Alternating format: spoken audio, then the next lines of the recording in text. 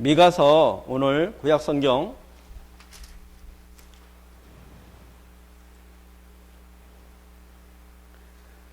미가서 6장 8절 구약성경 미가서 6장 8절 말씀 같이 선포하도록 하겠습니다. 예, 구약성경 1296페이지 미가서 6장 8절, 예, 8절 말씀 같이 한번 선포하도록 하겠습니다. 사람아 주께서 선한 것이 무엇임을 내게 보이셨나니 여호와를 내게 구하시는 것은 오직 정의를 행하며 인자를 사랑하며 겸손하게 내 하나님과 함께 행하는 것이 아니냐, 이렇게 되어져 있어요. 예, 이 말씀이 미가서의 핵심이 되는 말씀이에요. 이 말씀을 다시 한번 설명을 드리면 모세가 모세오경을 그 율법에 대해서 613가지를 이야기를 했어요. 613가지를 이야기를 했고 다윗은 시편에서 15편에서 율법에 대해서 11가지를 이야기를 했어요. 11가지를 이야기를 했고 미가 선지자는 율법을 지금 몇 가지로 이야기를 했어요? 3가지로 이야기를 했죠. 3가지로 축약을 한 거예요. 첫 번째는 정의고, 두 번째는 인자고, 세 번째는 뭐예요? 겸손이에요. 3가지로 이렇게 정리를 한 거예요. 하박국은 한 가지로 정리를 했어요. 한 가지로 믿음은 무엇으로 살아요? 믿음으로 살리라. 신실함으로 산다. 이렇게 이야기를 한 거예요. 그래서 율법이라는 그 부분을 이 미가 선지자는 이 3가지로 정리를 한 거예요. 그래서 이 말씀이 미가서의 이제 핵심이 되겠습니다. 이 부분은 우리가 미가서를 이제 살펴보면서 말씀을 이렇게 드리도록 하겠습니다. 미가 선지자는 여기 지금 지도 보이시죠? 예루살렘으로부터 40km 정도 떨어져 있는 모레셋에서 있었던 이렇게 그 농업을 가진 이렇게 미가였던 선지자예요. 그러면 이 시대에는 미가 선지자도 있었고 그다음 이사야 선지자도 있었어요. 그러면 이사야 선지자는 왕족 출신이에요. 그러니까 왕과 귀족에 대해서 말씀을 선포했다고 한다면 이 미가 선지자는 이 평민들에 대해서 말씀을 선포한 사람이 미가 선지자가 이렇게 되겠습니다. 미가 선지자가 예언한 시기는 BC 이제 8세기 정도 이렇게 돼요. 그래서 워낙 그 이사야 선지자가 이렇게 뛰어난 선지자였기 때문에 미가가 어떻게 돼요? 좀 가려진 어떤 측면이 있어요. 이사야 선지자가 워낙 뛰어나잖아요. 그래서 이사야 선지자는 귀족에게 말씀을 어떤 담당을 했다고 한다면 이 미가 선지자는 평민들에게 이렇게 활동을 했어요. 그래서 우리가 이제 유명한 예언자들이 있는데 북왕국 이스라엘에서는 호세와 선지자가 있고 그 다음에 암모스 선지자가 있어요. 그 다음에 남왕국 남유다에서는 이사야와 미가가 활동을 했어요. 그래서 여기에 미가가 활동했던 것이 요담, 아하스, 히스기야 왕까지 있었을 때 활동을 했어요. 그래서 이사야 선지자하고 함께 있었던 거예요. 함께 사역을 했는데 워낙 이사야 선지자가 이게 성경을 굉장히 이렇게 많이 이렇게 말씀들을 받아서 이렇게 이제 선포를 했기 때문에 이사야 선지자에서 후대에서 이렇게 이제 좀 가려진 어떤 측면이 있는데 이제 100년이 이렇게 나온 다음에 예레미야 선지자가 예레미야 26장 18절에 예레미야가 이렇게 말씀을 이렇게 백성들에서 예언을 하다가 이제 죽게 생겼어요. 그래서 그 말씀을 예언한 말씀이 미가가 했던 말씀을 내가 대언을 했다. 이렇게 해서 예레미야가 죽음의 위기를 이제 벗어난 경우도 있어요. 그래서 동시대에 이사야 선지자와 그다음 미가 선지자가 있었다. 그러니까 이사야 선지자는 귀족에 대해서, 미가 선지자는 백성들에 대해서 활동을 한 선지자다. 이렇게 이해를 하시면 되겠습니다. 히스기야 왕이 또 미가의 예언을 듣고도 미가를 죽이지 않고 오히려 회개를 했던 부분들도 있어요. 자, 그러면 미가가 누구냐? 이제 이렇게 이제 미가라는 이름은 구약에서 좀 흔히 나오는 이름이라고 이야기를 해요. 흔히 이야기를 하는데 이 아버지가 미가의 이름을 지을 때의 뜻이 뭐냐면 미가 7장 18절에 주와 같은 신이 어디 있으리까 라는 뜻이에요. 그래서 BC 740년에 활동을 시작을 해서 BC 687년까지 53년에 걸쳐서 활동을 했던 이게 미가 선지자, 굉장히 길게 했죠. 53년 동안 활동을 했어요. 그래서 예루살렘으로 떨어진 모레셋에서 자기 고향에서 하나님의 말씀을 대언을 했어요. 예언했던 대상은 유다의 수도였던 예루살렘에 대해서 예언을 했어요. 또 미가가 예언한 것은 또 북이스라엘에 대해서도 예언을 했는데 사마리아에 대해서도 예언을 했어요. 그러니까 이때는 740년이었기 때문에 아직 북왕국이 망하지 않을 때예요. 그래서 여기 이제 미가서 1장 1절에 보면 사마리아와 예루살렘에 관한 뭐라고요? 묵시라고 되어져 있어요. 그래서 예루살렘과 사마리아를 대상으로 예언한 선지자가 바로 누구냐? 미가 선지자예요. 그래서 미가 선지자는 예루살렘과 사마리아 사람뿐만 아니라 모든 사람에서 땅에 거하는 모든 백성에게도 어떤 들으라고 하나님 말씀을 이렇게 선포한 사람이 미가다. 그래서 백성들아 너희는 다 들을지어다. 땅과 거기에 있는 모든 것들아 자세히 들을지어다. 주 여호와께서 너희에게 대하여 증거하시되 곧 주께서 성전에서 그리하실 것입니다. 이렇게 되어져 있어요. 그래서 사마리아와 예루살렘과 그 다음에 모든 땅에 거하는 백성에게도 하나님의 말씀을 선언을 이렇게 했어요. 그래서 이 선지자들이 이스라엘에 대해서뿐만 아니라 열방에 대해서도 이 말씀을 이렇게 선언을 했어요. 그러니까 이 세상을 바라보는 어떤 시각의 어떤 통찰력들이 어떻게 돼요? 굉장히 넓었죠. 시각이 하나님이 예언하는 어떤 능을 줘서 예루살렘뿐만 아니라 사마리아 그 다음에 전 세계를 이렇게 보는 어떤 시야. 그 다음에 길이는 길이 자체에는 구약에 있지만 신약의 메시아까지 올 것을 미래까지 보는 어떤 이렇게 통찰력이 굉장히 컸던 선지자다. 이렇게 이제 말씀을 이렇게 드리겠습니다. 그래서 여기는 모레셋은 전형적인 농업 마을이에요. 그러니까 농업 마을인데 가장 이제 크게 문제가 되는 그 부분이 우상 숭배 문제가 있어요. 그래서 여기에 농업 마을에 부패하고 타락한 부자들이 예루살렘에서 모레셋에서 와서 농부로부터 땅을 사는데 부당한 방법으로 착취하고 빼앗았다는 거예요. 그래서 하나님께서 예루살렘의 부패한 부자들로 인해서 피해를 본 모레셋이라는 동네에서 누구를 불렀어요? 미가 선지자.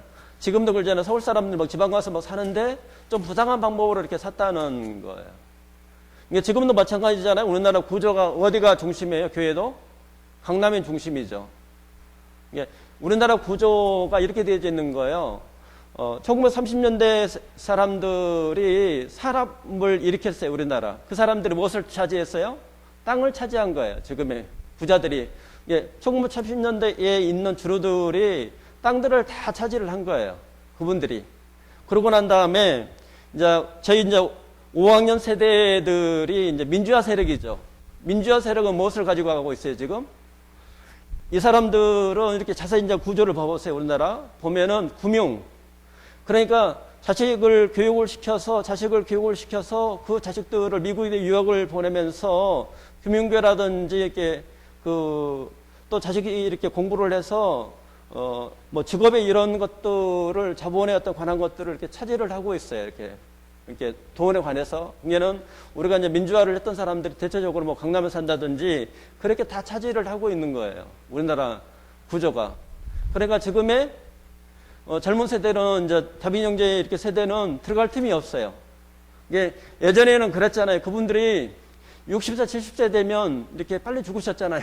근데 몇 살까지 살아요, 지금은? 100세까지. 이제 100세까지 했던 살면서, 이 사람들이 이제 그 민주화를 했던 사람들이 무엇을 갖게 되냐. 국회의원이나 이렇게 법을 칼자루를 이렇게 지휘는 또 법이라든지 이렇게 정책을 권한을 가지고 있는 어떤 공무원 높은 자리에 있단 말이에요. 그 사람들이 자기들의 어떤 기득권들이 있어요. 기득권들이 있는데 이 부분들을 자기들이 누리고 있는 거지 현재 그래요. 그래서 그 중심이 바로 어디냐? 바로 강남이에요. 강남으로 되어 있고 교회도 어디가 지금 교회가 큰 교회들이 다 어디가 있어요? 강남에 있는 거예요. 예, 그런 것처럼 여기도 마찬가지예요.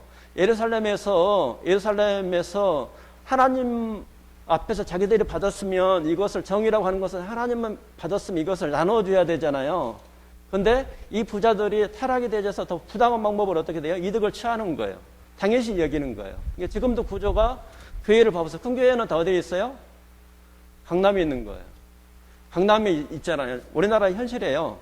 전체적으로 그래서 그 10% 20%가 그쪽에 다 있어요. 있으면서 그분들이 이 정의라고 하는 것은 우리가 이제 그 사개오가 그랬잖아요. 내가 만약에 부당한 방법으로 했으면 다 나눠주겠다. 이렇게 그것을 나눠주고 그것을 하나님의 정의는 그건 거예요. 나눠주고 하나님 안에서 은혜를 이렇게 베풀어 주는 어떤 삶을 살아야 되는데 그분들은 그렇게 살지 않는 거예요. 무엇을 지키려고요? 기득권을 지키려고 하는 거예요. 그래서 지금 20대가 지금의 취업이라든지 이렇게 들어갈 공간들이 사실상 우리나라는 굉장히 없는 거예요. 그러니까 20대가 어떤 생각을 해요? 대한민국을 떠나야 된다 이런 생각도 많이 하는 거예요. 그것이 어떻게 보면 대한민국의 어떻게 보면 현실적인 어떤 부분이 있죠. 그래서 우리가 이제 봐보세요. 그 주의가 다 있어요. 그러면서 그분들이 무슨 말씀을 들어보면 하나님의 정의라고 하는 그 부분은 말씀을 건물을 또 크게 세우는 것이 아니라 어떻게 해야 돼요? 이 조그마한 교회도 후원을 하면서 크게 건물을 어떤 거기다가 들어가는 것이 아니라 하나님 어떻게 하라고 했어요? 예루살렘에서 핍박을 한 것은 이렇게 퍼지라고 한 것처럼 그렇게 돼야 되는데 우리나라 구조도 상위 10% 20%만 잘 사는 구조죠. 교회도 마찬가지예요. 이제 그렇게 어떤 되어 있다 보니까 이 부분이 지금 현재의 대한민국이 가지고 있는 현주소예요. 그러다 보니까 요즘에도 계속적으로 그런 문제가 터지는 거예요. 이제 구조적인 문제가 있다는 거예요. 그런 것처럼 여기 미가서도 마찬가지인 거예요. 그래서 예루살렘에 있는 이 하나님이 보실 때 이 부자들이 그것을 농부들한테 더 이렇게 나눠줘야 되는데 어떻게 돼요? 더 착취를 하는 거예요. 그러니까 이거에 대해서 이 미가 선지자가 정의롭지 않다. 하나님이 보실 때 공의롭지 않다는 거에 대해서 어떻게 돼요? 미가가 하나님의 말씀을 가지고 율법이라는 말씀을 가지고 이야기를 하는 거예요. 선언을 하는 거예요. 그래서 미가가 보호하고자 하는 사람들은 농부나 목자나 작은 농토를 소유하고 있던 농사 짓는 사람이라는 거예요. 그래서 이 사람들이 이제 착취를 많이 당하고 또 가난한 자들을 착취하고 학대하는 강판자들에게 대해서 항변하고 경고를 하는 거예요. 그러니까 지금의 거기 이제 강남이라든 이런 부분에 있는 목사님들 어떻게 깨어있으면 어떻게 돼요? 이 말씀을 적용한 다음에 미가가 하는 이야기를 들어본다면 심각하게 돌아봐야 되고 회개를 해야 되고 우리가 예수님이 하나님이 이야기를 하는 것처럼 정의가 있는지 이런 부분들도 해당이 될 수도 있어요. 그게 이제 실제적인 어떤 부분이잖아요. 그래서 미가가 이 부분에 대해서 지금의 말씀을 부패하고 타락한 부자들에 대해서 경고를 하고 있는 거예요.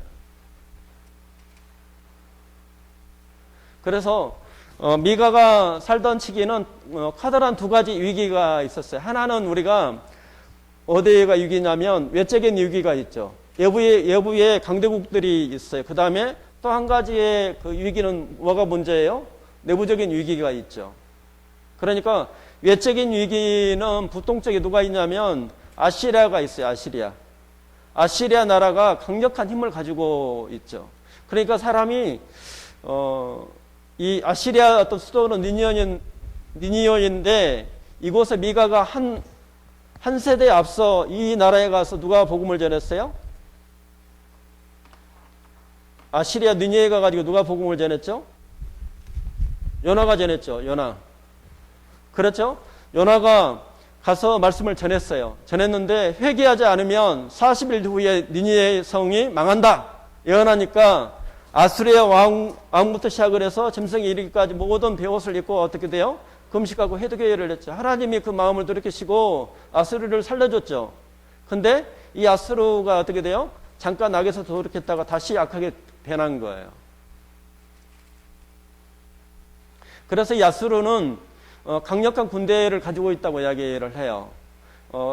아수르 군대가 상비군이 있고 용병이 있대요. 불란서 같은 용병이 있잖아요.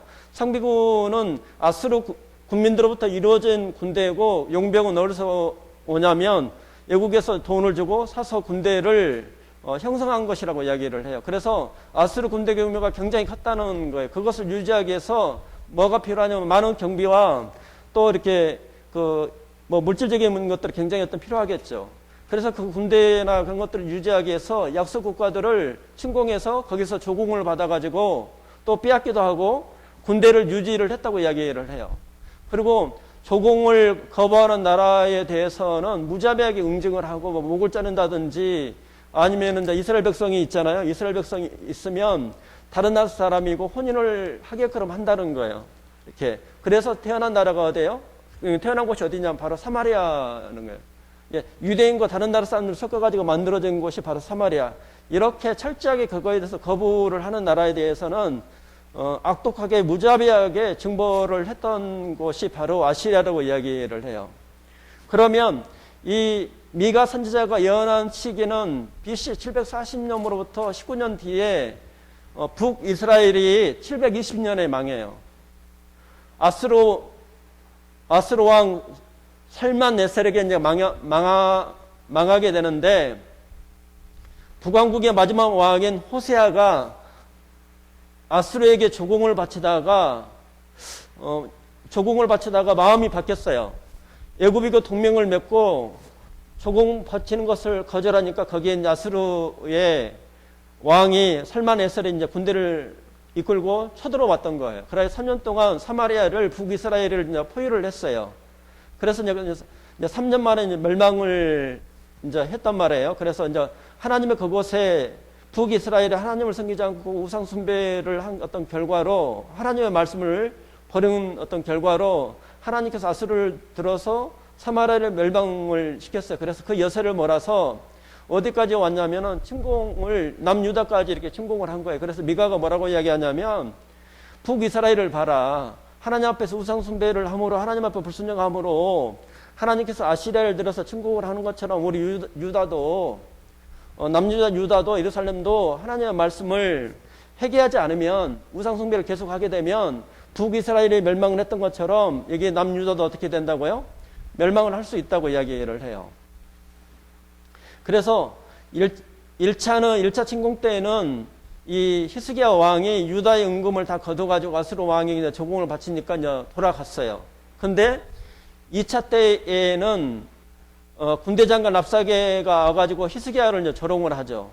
하나님을 이제 모독을 해요. 그때에 아수르 왕 사네립이 이제 편지까지 써가지고 조롱을 하니까 히스기야 왕이 망하게 생겼잖아요. 망하게 생겼으니까 누구 앞에 가요? 그 편지를 들고 하나님 앞에 그대로 올라가지고 하나님 앞에 벽을 보면서 기도를 하는 거예요. 벽을 보고 이제 기도를 하니까 하나님이 그 응답을 들으시고 이사야 선지자를 보냈어요. 하나님을 보내서 이야기를 한 거예요. 히스기야 왕에게 뭐라고 이야기하냐면, 천사 하나를 보내서 아수리 군대 18만 5천 명을 하룻밤에 다 죽인다고 이야기한 거예요. 하룻밤에 다 죽인 거예요. 이처럼 어떻게 보면 천사와 인간의 싸움은 안 되잖아요. 하나님은 그 기도를 들으시고 천사 한 명을 딱 보내서 몇 명을 죽였어요?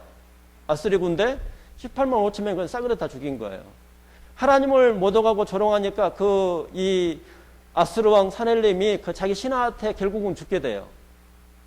그렇게 하나님께서 히스기야 왕을 들어주시고 하나님을 모독하는 이 사넬림에 대해서, 아수르 왕에 대해서 박살을 내죠. 그런데 만약에 하나님과 싸우는 자가 얼마나 어리석겠냐고요. 그래서 이제 이렇게 이 일이 이제 벌어지죠. 그러니까 예부적으로는 아수르는 북왕국이나 남왕국의 모두 굉장히 어떤 이협적인 나라예요. 그러니까 악랄하게 어떻게 보면은 이스라엘을 이렇게 괴롭히고 망하게 할 수밖에 없던 이유는 어디가 있냐면, 이스라엘 백성이 무엇을 안 섬겼어요? 이 말씀은 우리가 어디를 보셔야 되냐면 출애굽기 19장을 보셔야 돼요. 출애굽기 계약을 한 것이 있어요. 이 근거가 출애굽기 19장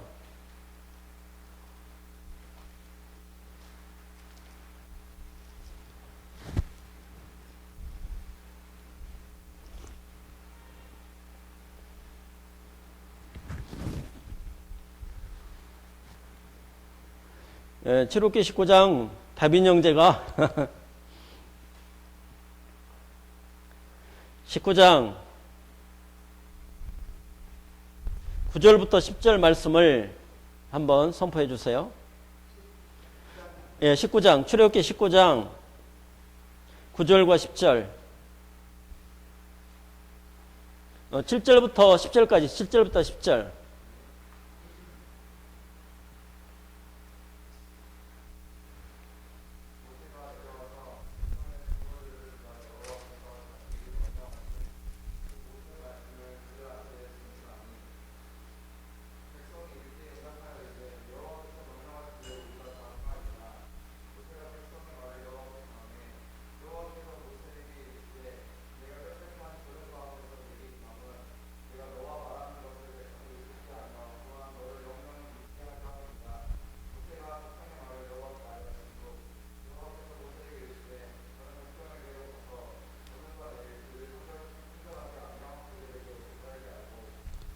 자, 거기까지죠. 그러면 여기에 이스라엘 백성이 뭐라고 이야기하냐면 하나님의 그 말씀에 우리가 행한 대로 하나님의 말씀 주신 거에 대해서 율법에 대해서 어떻게 한다고 이야기를 해요? 순종하겠습니다. 그것을 지키겠습니다. 우리가 준행을 하겠습니다. 이렇게 약속을 하죠. 율법에 대해서 약속을 하잖아요. 그러면 하나님께서 이스라엘 백성은 어떻게 인도를 하셨냐면 19장 4절 말씀 같이 선포하겠습니다. 내가 애굽 사람에게 어떻게 행하였음과 내가 어떻게 독수리 날개로 너희를 업어 내게로 인도하였음을 너희가 보았느니라.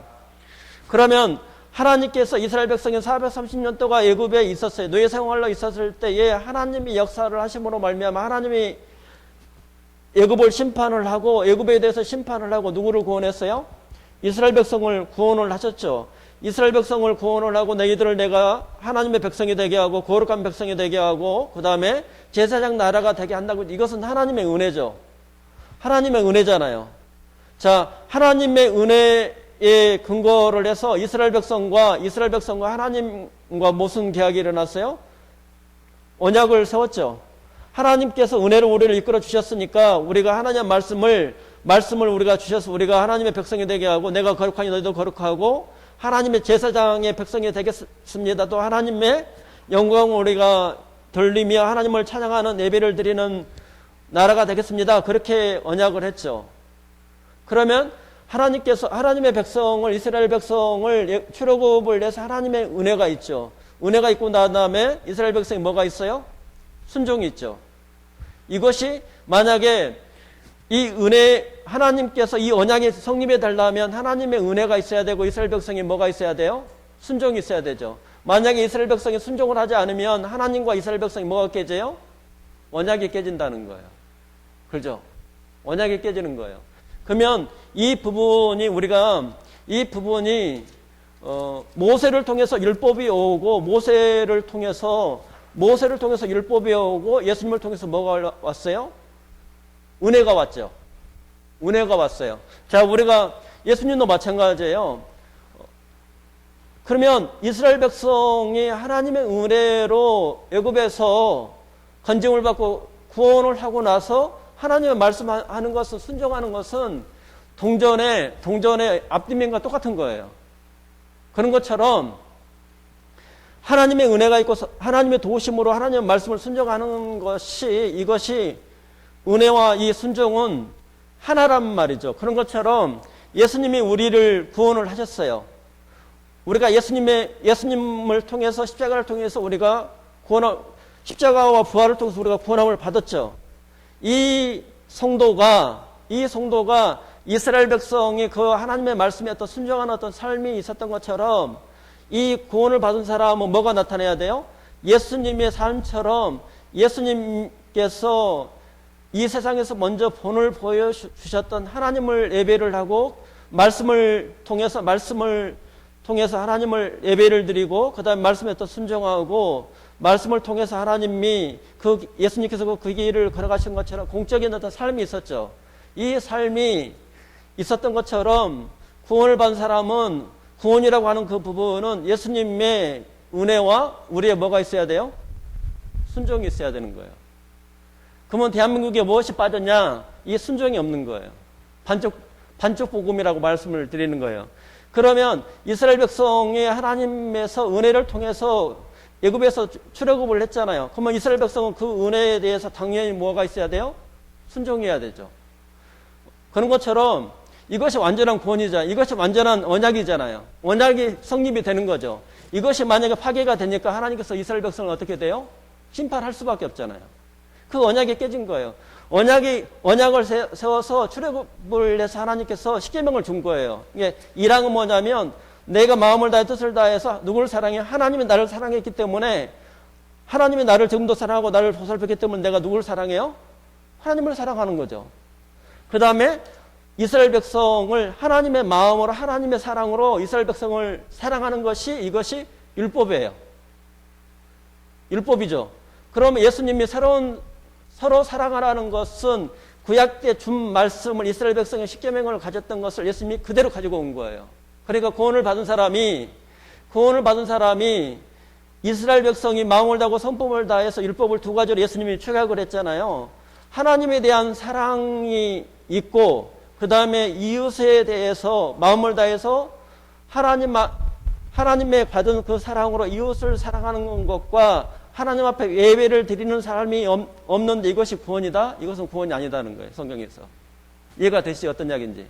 이스라엘 백성이 출애굽을 했어요. 하나님의 그 날개라고 하는 것은 오른편의 날개라고 하는 것은 하나님의 보호하심으로 하나님이 구원을 하셨잖아요. 그 다음에 하나님의 못을 내서 이스라엘 백성과 언약을 세웠죠. 말씀에 순종이 있죠. 이것이 구원의 하나라는 거예요. 그런 것처럼 구원을 받은 사람이 예수님의 십자가 부활을 통해서 구원을 받았어요. 이 삶이 무엇으로 나타내야 돼요? 하나님에 대한 마음, 하나님을 마음을 대해서 사랑하는 마음이 있어야 된다고. 예배를 드리는 삶과 그 다음에 예수님께서 사랑으로 형제자매를 서로 사랑하라고 했죠. 이 삶이 없다고 한다면 이 사람은 어떻게 돼요? 구원이 아니라고요. 이게 하나님의 말씀이라고. 그러면 지금의 대한민국에서 이렇게 말씀을 우리가 선포를 할 때 우리가 성경으로 돌아간다는 것은 하나님께서 지금 출애굽을 통해서 이스라엘 백성은 지금 선지자에 대해서 쭉 끊임없이 이야기하는 것을 왜 심판을 해요? 순종 안 하니까. 하나님을 대한 사랑과 무엇이 없어요? 백성들을 하나님을 사랑했으면 이 부패하지 않고 도덕적으로 신앙적으로 이렇게 과부도 도와주고 백성들도 도와줘야 되는데 그것을 자기들 어떻게 해요? 착취하는 거예요. 그러니까 어떻게 해야 돼요? 하나님이 심판을 하잖아요.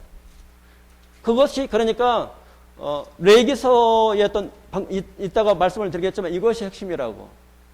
그러면 이 구원이 빠져 있는 것이 무엇이 빠져 있느냐? 예수님의 십자가가 부활 사건을 통해서 이 삶이 하나님에 대한 예배와 하나님을 대한 사랑이 없으면 구원이 아니에요. 아닌 거예요. 그래서 예수님이 무엇을 봐요? 열매를 본다고. 열매. 그래서 복음을 잘못 전했다고. 이것을 우리가 값싼복음이라고 이야기를 한다고. 그래서 성경을 마태복음 7장만 보더라도 어떻게 돼요? 예수님이 좁은 길과 넓은 길, 그렇죠? 협착한 길과 예수님께서 좁은 문과 넓은 문, 협착한 길과 또 뭐예요? 넓은 길. 그 다음에 예수님이 뭘 본다고요? 열매 본다고. 이것을 말씀을 잘하는 사람들이 이것을 행위가 없어도 당신 구원이야 이렇게 인정을 해준 거예요. 그건 성경이 틀려요? 맞아요? 틀리잖아요. 그래서 우리가 성경적인 어떤 복음을 전한다고 하는 것은 동전에 하나님의 은혜가 있으면 뭐가 있어요? 삶이 있는 거예요. 삶이 이것이 자꾸 이렇게 분리를 하는데 하나야 하나. 그 다음에 예수님을 통해서 칭의와 성화가 하나예요. 이게 분리가 되면 안 돼요. 따로따로 이야기하시면 안 돼요. 하나예요. 칭의가 있으면 반드시 뭐가 있어야 돼요? 성화가 있어야 돼요. 성화가 있으면 뭐가 있어요? 칭의가 있는 거예요. 그 이야기를 하고 있는 거예요. 하나를 더 이야기를 할게요.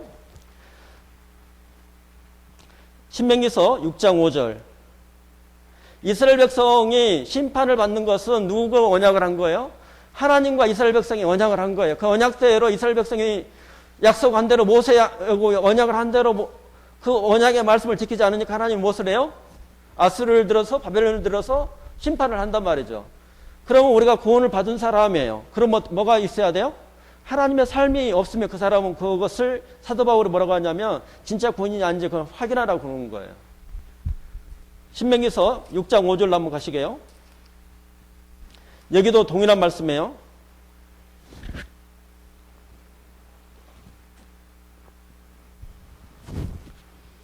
신명기서 6장 4절. 이 신명기서는 두 번째 율법을 이스라엘 백성이 이제 9세대가 실패를 하니까 실패를 해서 광야에서 여호수아와 관련만 빼놓고 다 죽은 거예요. 그 다음에 이제 새로운 신세대가 태어났어요. 신세대가 태어나니까 다시 모세가 그 신세대에게 실패를 하지 않게 해서 가나안 땅에 들어가기 위해서 다시 한번 하나님의 율법을 정리를 내서 말씀을 선포한 것이 바로 신명기서예요. 두 번째 율법에 대해서 다시 한번 하나님의 말씀에 정리를 해서 다시 한번 신심당부를 해서 이스라엘 백성에게 다시 한번 이야기를 하는 거예요. 그래서 이 신명기서는 앞에 있는 출애굽기, 레위기, 민수기를 정리를 한 거예요. 정리한 것을 신명기는 두 번째 이제 명하는 거예요. 말씀을. 거기에 어떤 말씀이 있냐면 6장 4절을 최수화 자매가 한번 선포해 주세요. 신명기서 6장 4절과 5절.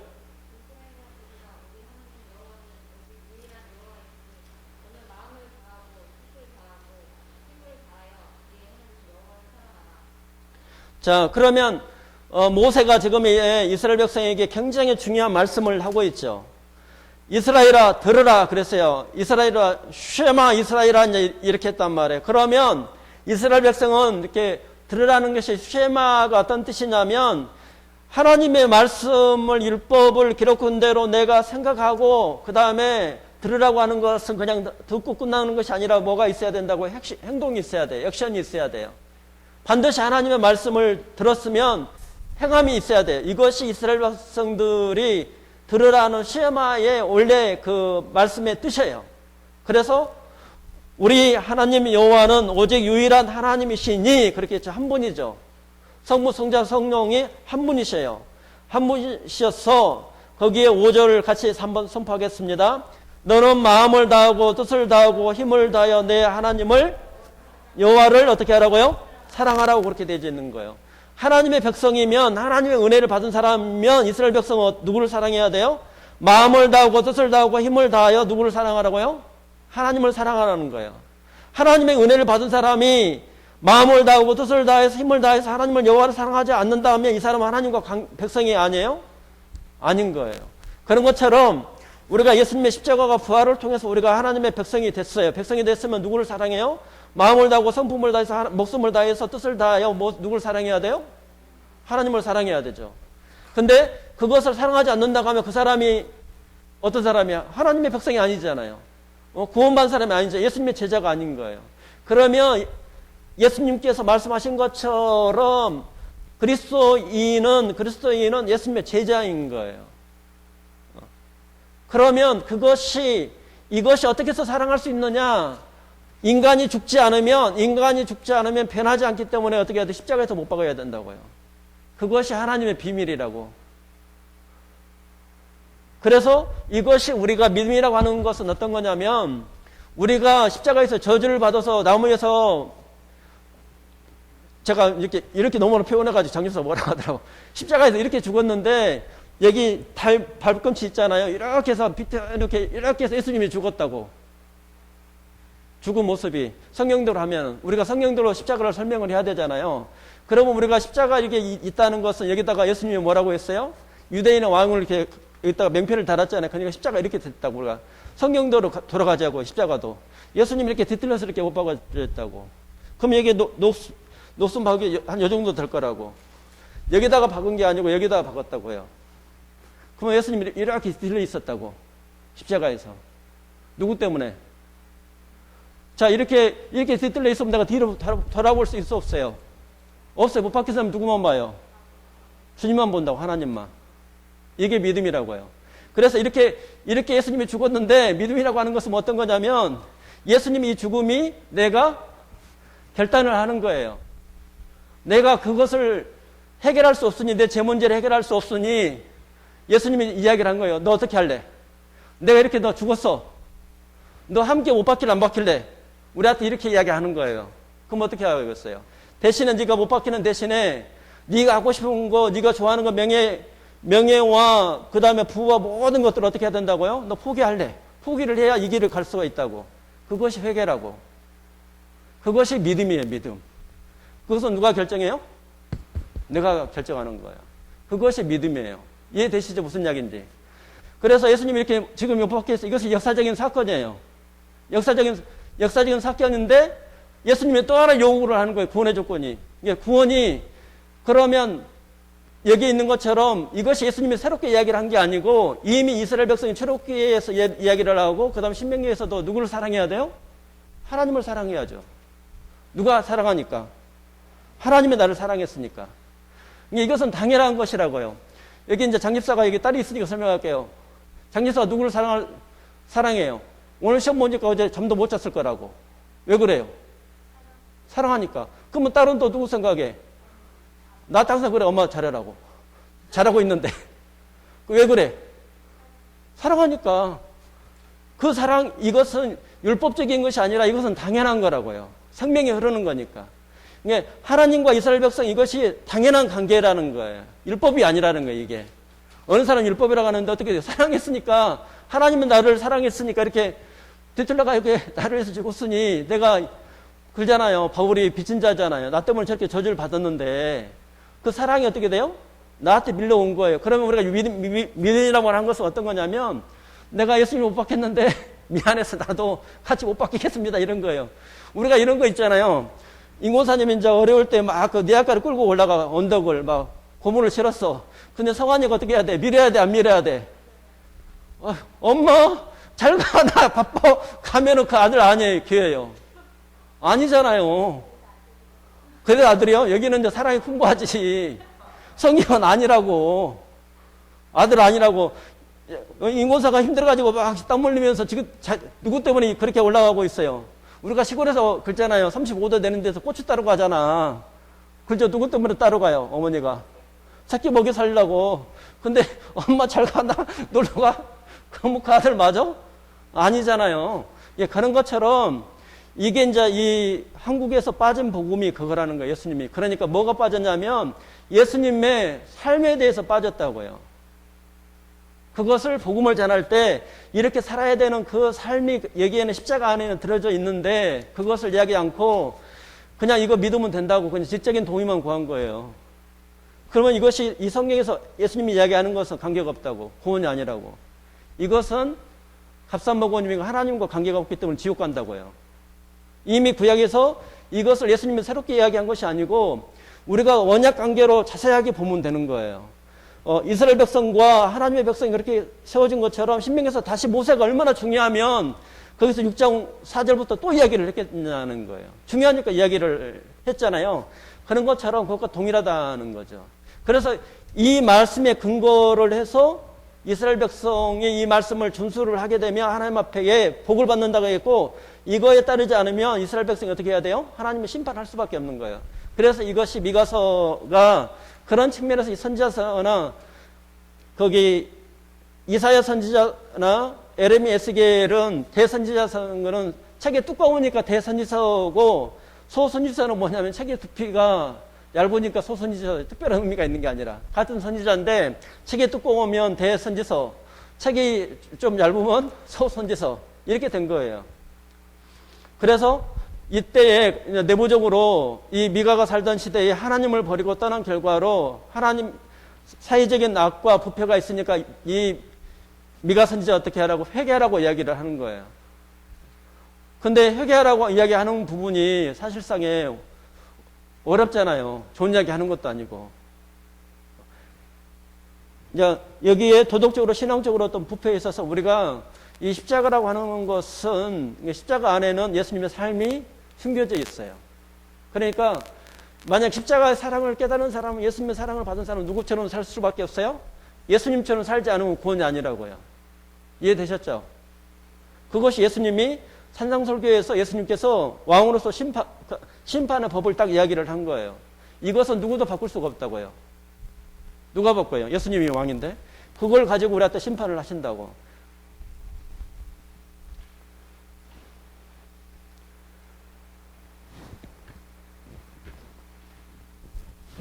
그래서 이 미가는 이 사회적인 악에 대항하여 가난한 사람들은 이제 변호를 해준 거예요. 그래서 집과 땅을 빼앗기고 하루층으로 전락하는 것이 이제 사회적인 문제였어요. 이제 중산층들은 이렇게 하루층으로 이렇게 자꾸자꾸 되잖아요. 그래서 미가 시대에 부자들의 탐심으로 집과 땅을 빼앗긴 거라는 거예요. 그래서 밭들을 탐하여 빼앗고 집들을 탐하여 취하니 그들이 사람과 그 집 사람과 그 산업을 학다도다. 그러니까 부동산 하는 것은 옛날이나 지금이나 다 똑같은 것 같아요. 그렇죠? 이때도 뭐가 있었어요? 부자들이 땅을 더 취하려고. 지금도 그러잖아요. 탐심이 더 많죠. 이게 쉽지가 않잖아요. 그래서 이때도 부자들의 탐심으로 집과 땅을 이제 빼앗긴 거라는 거죠. 미가가 살던 시대에는 서로 사람들끼리 상호불신이 생긴 거예요. 대적함으로 인해서 사회가 파괴되고 가정이 어떻게 돼요? 파괴가 되는 거죠. 내가 만일 부정한 저울을 썼거나 주머니에 거짓 저울추를 두었으면 깨끗하겠느냐. 이제 미가서 6장에 이렇게 계속적으로 하나님 안에서 정의적인 것이 하나님의 인자함이나 정의가 어떻게 돼? 율법이 없어졌다는 거예요. 그것을 말씀을 더 지켜야 되고 그 말씀에 또 순종해야 된 사람들이 앞장을 서가지고 백성들이 어떻게 돼요? 땅을 탐하고 더 하나님을 더 섬겨야 되는데 우상 숭배에 더 앞장서져 있다는 것을 미가가 말씀을 통해서 이야기를 하는 거예요. 그러면 미가가 그 시대에 이야기를 하는 것처럼 지금 시대도 어떻게 돼요? 이 말씀을 미가로 현재로 가져와도 동일하다는 거죠. 그래서 이 미가가 사마리아 예루살렘에 대해서 이야기를 하고 누구한테도 이야기해요? 우리한테도 이야기를 하는 거예요. 더 비극적인 어떤 상황은 옆에 있는 아내도 믿을 수가 없는 거예요. 미가서 7장 5절과 6절에 보면 내 이웃을 믿지 말라. 친구를 의지하지 말며 내 품에 누운 아내도 어떻게 하라고요? 네 입을 문을 지킬지어다. 이렇게 이야기한 거예요. 아내도 못 믿어. 비참하죠. 이제 비극적인 어떤 상황인 거예요. 아내에게도 말하지 말라는 거예요. 이제 이런 시대라는 거죠. 사회 지도층이 부패를 했다는 거예요. 내가 또 이르노니 야곱의 두령들과 이스라엘의 족속의 치리자들아 청컨대 들으라. 공의는 너희의 알 것이 아니냐. 너희가 선을 미워하고 악을 좋아하며 내 백성의 가죽을 벗기고 내 뼈에서 살을 뜯어. 사회 지도층들이 백성을 차치하는 것들을 이 미가 선지자가 부패했던 것들을 하나님의 말씀에서 회개하라고 말씀을 선포를 하는 거예요. 내 백성을 유혹하는 선지자는 또 선지자들에 대해서 참다운 예언을 해야 되는데 거짓 예언을 하는 거예요. 이권을 통해서. 그래서 이 부분에 대해서 하나님의 율법을 가지고 비춰서 선포를 하는 거예요. 이것이 미가 선지자도 마찬가지고 미가 선지자는 정의에 대해서 그 다음에 인자함에 대해서 그 다음에 겸손에 대해서 이야기를 하죠. 정의를 내쳤던 그 선지자가 바로 누구냐면 암모스도 마찬가지잖아요. 암모스 선지자가 그렇게 정의를 외쳤고 그 다음에 사랑을 헷세드를 이야기하는 선지자가 누구예요? 호세아 선지자가 되겠죠. 말씀을 겸손해야 된다는 이야기를 하신 선지자가 바로 누구냐면 이사야 선지자가 되겠습니다. 그러면 우리가 미가를 통해서 하나님이 어떤 하나님이냐는 것을 우리가 이제 한번 살펴보도록 하겠습니다. 첫째로 하나님은 말씀하시는 하나님이라는 거예요. 그러면 이 시대도 마찬가지예요. 이 시대에도 하나님의 말씀을 듣기를 원하는 사람에게, 간절한 사람에게 하나님께서 무엇을 줘요? 하나님의 말씀을 준다고요. 지식이 있거나 똑똑하거나 그것이 중요한 게 아니고 하나님 안에서 살고자 하는 자를 하나님이 그 사람을 찾고 있다고요. 하나님을 드리기를 원하는 자, 하나님의 마음을 안 자를 하나님을 쓰시기를 원한다는 거죠. 그래서 이 말씀이 여호와의 말씀 곧 사마리아와 예루살렘에 관한 묵시라고 하면서 이 말씀이 하나님으로부터 시작이 됐다는 거예요. 말씀을 통해서 동역자인 사람을 불러서 이 말씀을 계시를 하고 감춰있던 것을 말씀을 이야기를 하기를 원한다는 거예요. 그래서 이 말씀의 증거의 말씀은 하나님의 말씀으로부터 왔다는 거죠. 그래서 여호와의 묵시라고 하는 것은 청각적인 것보다는 시각적인 요소가 이 계시에 더 많이 개입이 됐다고 이야기를 해요. 듣는 것보다는 눈으로 또 볼 수 있도록 그렇게의 말씀들을 눈으로 이렇게 확인할 수 있을 정도로 시각적인 요소가 많다고 이야기를 하죠. 그래서 이 말씀은 하나님이 직접 주셨으니까 오류가 없고 권유가 있기 때문에 사람이 듣고 어떻게 해야 된다고요? 순종해야 될 의무가 있다는 거죠. 그래서 말씀하시는 하나님이시라는 거. 이 말씀은 하나님께서 우리에게도 지금도 우리 시대에도 하나님의 말씀을 하나님의 영광을 구하는 사람에게 하나님께서 무엇을 주기를 원한다고요? 말씀을 주기를 원한다고요. 교회도 마찬가지예요. 근데 우리가 시대마다 우리가 노아방주 때에도 봤지만 하나님의 마음을 가지고 하나님의 말씀을 가지고 보는 사람들이 적어야 많아요? 적다고. 이때도 마찬가지예요. 이때도 대다수가 하나님을 다 떠난 거예요. 그러니까 이 하나님이 미가를 통해서 뭐라고 하냐? 한 인간도 없다고 그렇게 이야기해요. 한 사람도 없다고 그래요. 그렇게 이야기도 해요. 이때. 비참하죠. 그러니까 몇 선지자가 있었지만 하나님은 그렇게 표현한 거예요. 하나님을 찾는 사람이 한 사람도 거의 없는 상태다. 지금도 이 말씀을 우리에게 말씀을 하고 있지만 우리가 하나님을 간절한 마음으로 하나님께 우리가 성령을 통해서 하나님의 말씀을 들을 수 있도록 눈으로 볼 수 있도록 하나님께 우리가 간절함이 있는 교회가 있기를 원한다는 거죠. 그래서 하나님의 말씀을 이 시대에도 마찬가지죠. 하나님의 말씀대로 우리가 거기다가 사람의 생각을 사람 뜻은 감추고 하나님의 말씀대로 선언을 해야 된다고요. 그런 시대에 지금의 시대에 그 사람들을 하나님이 누가 찾고 있어요? 하나님이 찾고 있다는 거죠. 그래서 저희는 그래서 에스라 같은 학자가 나와야 된다는 거죠. 성경대로. 그런데 우리가 그렇게 기도하고 목표를 하고 또 하나님 앞에 기도하면 하나님이 주신다는 거예요. 두 번째는 하나님이 경고를 하시죠. 무엇에 대해서 경고를 하시냐면 죄악에 대해서 심판과 멸망이 온다는 것을 경고를 하죠. 북왕국 이스라엘은 사마리아가 수도죠. 12지파 중에 10지파가 속해져 있는 나라가 북왕국이에요. 근데 북왕국의 이 이스라엘 역사는 우상 숭배의 역사예요. 역사 자체가 우상을 섬기다가 그냥 시작을 해서부터 우상을 섬기다가 우상으로 끝났던 나라가 북이스라엘이에요.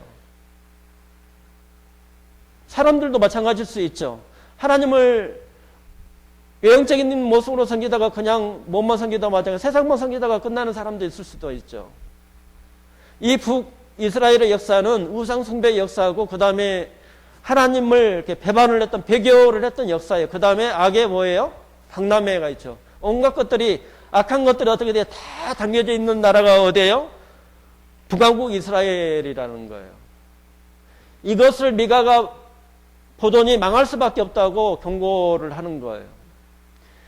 이러므로 내가 사마리아로 돌로 무더기가 되게 하고 포도심을 동성 같게 하며 또 그 돌들을 골짜기에 쏟아내리고 그 지대를 드러내며 라는 것이 있죠.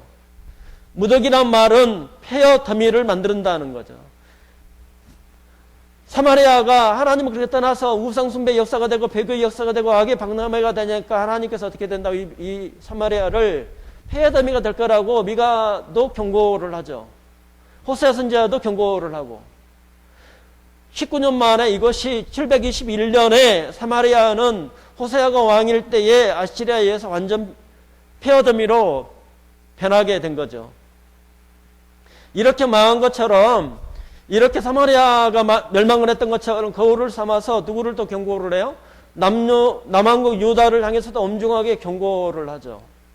이는 다 야곱의 허물을 인하며 이스라엘 족속의 죄를 인함이라. 야곱의 허물이 무엇이뇨? 사마리아가 아니뇨? 유다의 산당이 무엇이뇨? 예루살렘이 아니뇨? 이렇게 이야기를 하는 거죠.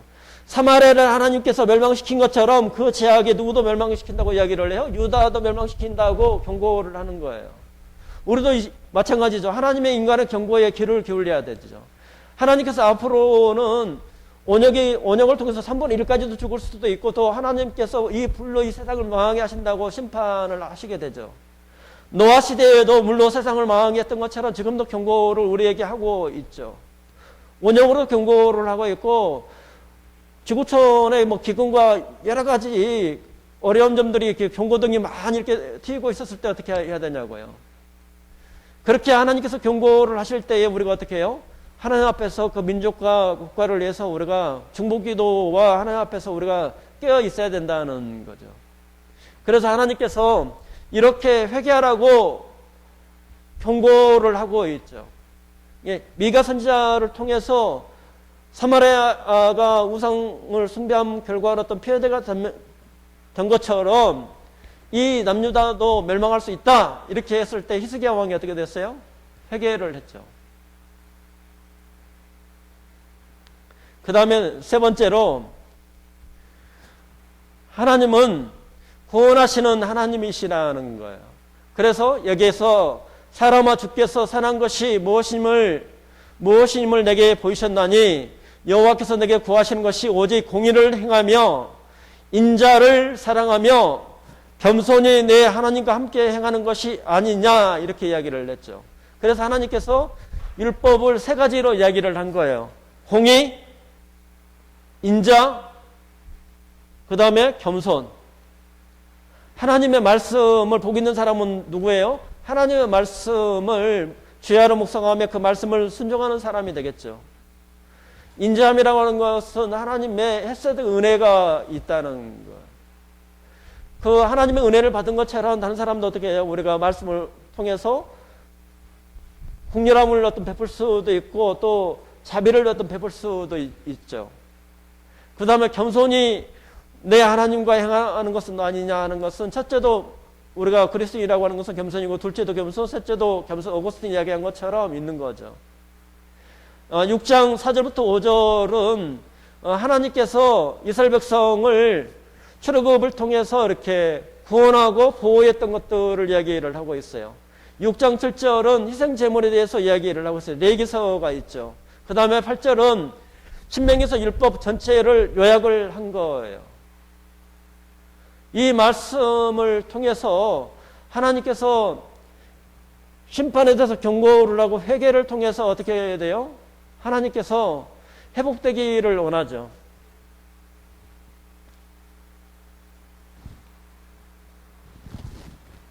그래서 이 구약 성경의 핵심은 어디가 핵심이냐면 레위기서가 핵심이 되겠습니다. 그래서 이 레위기서의 말씀대로 율법을 지키지 않았을 때의 예언한 책이 뭐예요? 예언서가 되겠죠. 레위기서 율법을 지킴으로 하나님을 찬양한 책이 뭐예요? 시가서가 되겠죠. 역사서는 레위기서 율법을 지키고 살았는지 안 지켰는지 기록한 책이 어떤 거예요? 역사서가 되겠죠.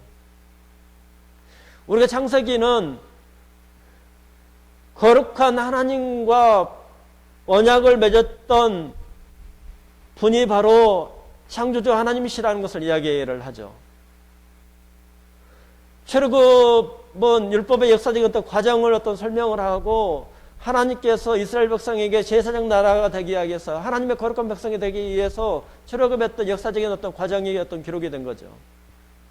그 다음에 민수기는 레위기서에 있는 것처럼 율법책을 이스라엘 백성이 순종을 하냐 안 하느냐 광야에서 기록한 책이 바로 민수기 책이 되겠죠. 신명기서는 레위기서 율법을 다시 한번 어떻게 돼요? 이 말씀이 어떤 준수하라고 말씀을 했던 것이 바로 모세의 설교가 바로 신명기서가 되겠죠. 그래서 이 말씀의 레위기서가 내가 거룩한 것처럼 너희도 거룩하기를 원한다는 거예요. 하나님의 제사장 나라가 된 것처럼 내가 하나님의 제사장으로서 하나님의 나라에 어떤 속한 사람으로서 하나님과 함께 동행하며 또 하나님 주시는 은혜 가운데에서 함께 살고 싶다는 말씀이 바로 레위기서 말씀이 어떤 중심이 되겠습니다. 그래서 첫째로 의롭게 살아라는 거예요. 두 번째는 다른 사람을 사랑하고 불쌍히 여기라고 이야기를 하죠. 세 번째는 겸손히 내 하나님과 동행하라고 이야기를 해요. 그래서 미가서의 핵심은 하나님의 말씀에서 순종하면서 살고 또 그 하나님의 사랑을 가지고 다른 사람을 어떻게 하라고요? 불쌍히 여기면서 섬기면서 살으라고 이야기를 하죠. 그 다음에 세 번째로 겸손히 하나님과 동행하면서 살으라고 이야기를 하는 거죠.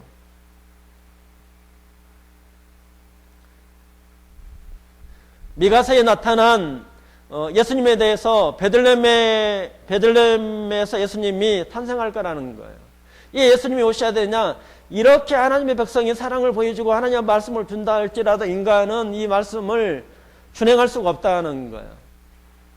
그것이 한시적이라는 거예요. 그래서 이것을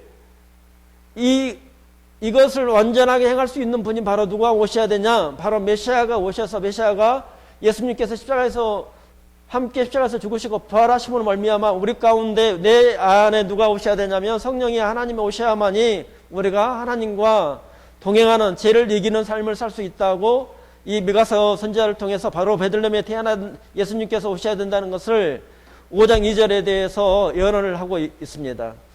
그래서 5장 2절에 베들레헴 에브라다야 너는 유다 족속 중에 작을지라도 이스라엘을 다스리는 자가 내게로 나올 것이라. 그의 근본은 상고요 영원에 있느니라. 그렇게 이야기를 했죠. 메시아의 출생지와 그 영원하심에 대한 이 예언은 예수님 오시기 전에 700년 전에 미가 선지자를 통해서 기록된 거죠. 헤롯이 메시아의 출생지에 질문했을 때 대제사장들과 서기관들이 미가의 말씀을 통해서 어떻게 돼요? 이 말씀의 근거를 통해서 거기에 2살 미만에 있는 애들을 다 죽였던 거죠. 베들레헴에서.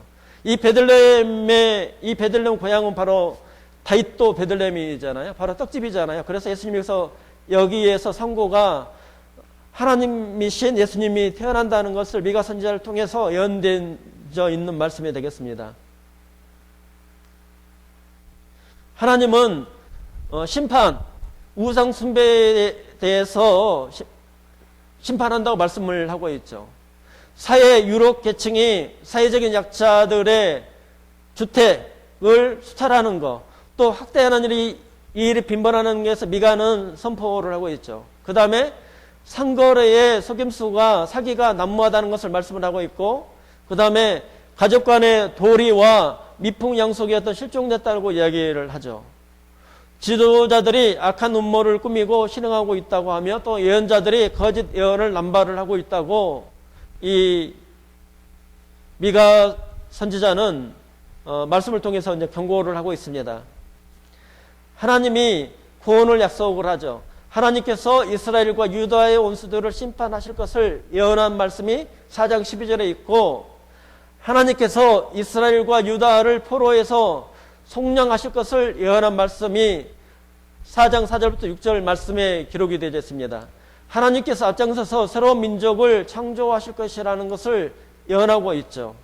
성전이 재건되고 이방인들이 예루살렘으로 순례를 오며 모든 민족이 평화롭게 공영할 것을 예언된 말씀이 4장에 있습니다.